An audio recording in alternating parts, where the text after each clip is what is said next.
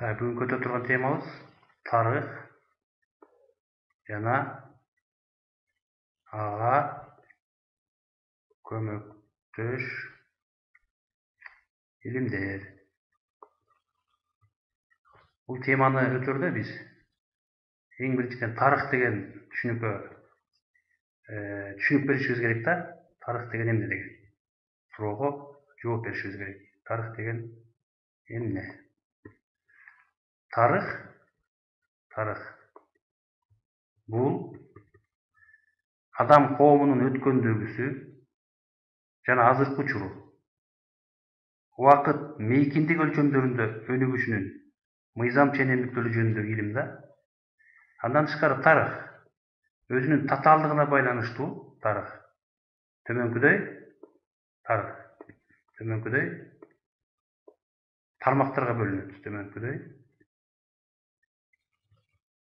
тармактарга бөлүнөт. Кайсыл тармактар бар? Биз жаза алабыз, Мисалы, бул жерден азыр белгилеп алалы. Тармактарга бөлүнөт. Кандай деп белгилейм? Мисалы, биринчи социалдык тармак. Андан кийин граждандык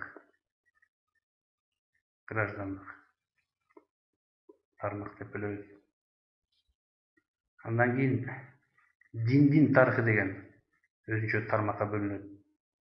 Андан ары барып 4-чү тармак болуп укуктун тарыхы. Андан ары барып мына 5-чи болуп экономиканын тарыхы деген тармактарга бөлүнөт. Бул эми тарыхый процесстин татаалдыгына байланыштуу да. Себеби тарых деген биз чоң нерсе да, тарых илими. Ошого байланыштуу тарых илимине. Андан ары жазалы. Тарых илимине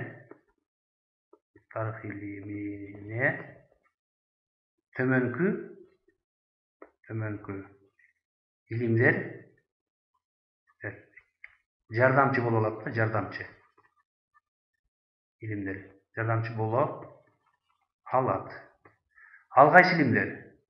Тарыхты окутуудагы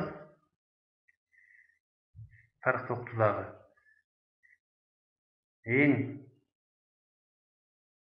мындай белгилейин азыр бул жерден.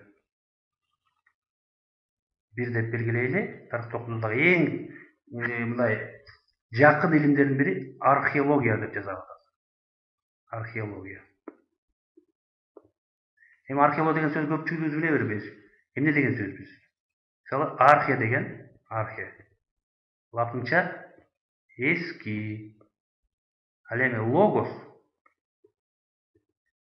окуйм, үйрөнөм, изилдейм деген сөз да. Мындайча айтканда мына эки сөздү бириктирип карасак, байкасак, эскини окуйм деген сөз чыгып атат да. Значит, муну биз кандай түшүнсөк болот? Тарыхты эски буюм тайымдардын негизинде окуйт экенбиз да. Муну ким окутат? Муну археолог деген атайын кесиптеги адамдар окутат да. Себеби алар ар кайсы жерде тоо ташта жүрүп, шаарлардын урандыларында жүрүп, ошол эски, мисалы, кылыч, найза, бычак, болбосо кийимдин калдыктарын таап, ошонун негизинде окутат да. Андан кийинки дагы эң чоң көмөкчү илимдердин бири этнография. Бул дагы латын эки сөздөн турат да. Этнос эл, анан графос жазам деген, же болбосо үйрөнөм деген сөзүнөн. Муну ким изилдейт булун? Бул илимди атайын ошол үйрөнгөн этнограф деген кесиптеги адамдар изилдейт. Булардын айырмачылыгы археологдордун айырмачылыгы. Ошол археологдор тоо ташта жүрсө, этнографтар болсо ошол элдин арасында жүрүп, элдин кулк мүнөзүн, маданиятын, тилин, каада салттарын үйрөтөт. Мисалы, кичинекей кыргызды карасак, мисалы, диалектики, тил жагынан диалектикеге бөлүнөбүз, Мисалы, Таласка барсаң, каада салттары бөлөкчөрөөк, Нарынга барсаң бөлөкчөрөөк, Чүйгө келсең бөлөкчөрөөк, Ысык көлгө бөлөкчөрөөк. Мисалы, эми өзүбүздүн эле күнүмдүк эмеден карасак, эт тартуу салтын алсак, мисалы, этнографтар. Мисалы таласта улуу адамдарга баш тартып мисалы, чынбы? Ысыккөл нарынга келсең, улуу адамдарга жан баш тартат. Мына ушундай айырмачылыктарды, же болбосо улуттардын арасындагы айырмачылыктарды ушул экинчи илим этнография үйрөтөт экен да. Андан кийин үчүнчү чоң илим бул да антропология. Антропология. Бул дагы латындын эки сөзүнөн куралган да. Антропос. Адам, логос деген баягыдай эле окуйм, үйрөнөм деген сөз да. Бул кандай илим? Муну изилдегендер, окуп үйрөтүүчүлөр булар антропологдор болот да, антрополог. Булар эмнени үйрөтөт? Булар адамдын дене түзүлүшүн окутушат, физиономиясын окутушат, физиологиялык түзүлүшүн окутушат да. Физиологиялык түзүлүш деген кандай? Мисалы, илгерки кыргыздарды алсак, ошол антропологдор айткан, Енисейде жашаган кыргыздардычы, көздөрү көк, чачтары сары, мурду кырдач, бети кызыл, кең далылуу депчи. Мына ушул физиономия деп аталат да бул. Ал эми азыркы кыздарды карасак, мисалы биз көзүбүз көк эмес, карарып кетти. Эмне үчүн? Бул биологиялык сфераны аралашкан. Мисалы биз монголдор чапкысында, же болбосо түрктөрдүн арасында аралашкандыктан азыркы обликти алдык да. Мына ушундай адамдардын арасындагы өзгөрүүлөрдү, адамдын дене түзүлүшүндөгү өзгөрүүлөрдү кимдер окутат экен? Антропологдор окутат экен. Мына бул дагы өзүнчө чоң илимдердин бири да.